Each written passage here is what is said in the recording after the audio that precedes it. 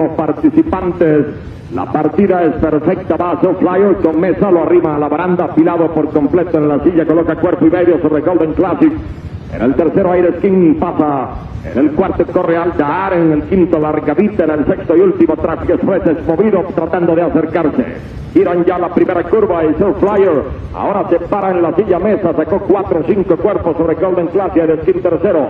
Aldar va acercándose, corre cuarto, Aldar viene pasando al tercero. En el quinto Largavita y en el último lugar, más lejos, a 13 cuerpos, corre ahora el Expreso Traffic Express.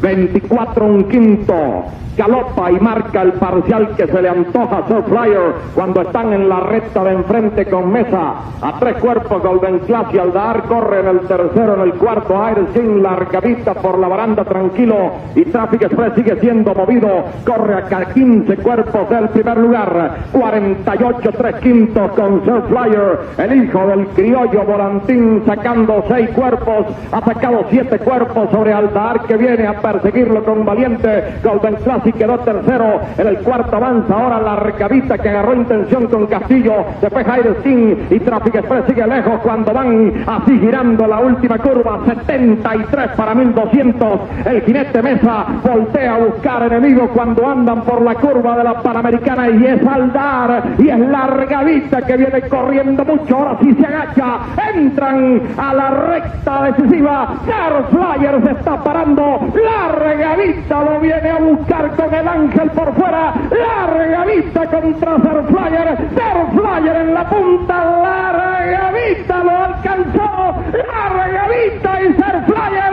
Largavita con el ángel pasó a la punta, Largavita.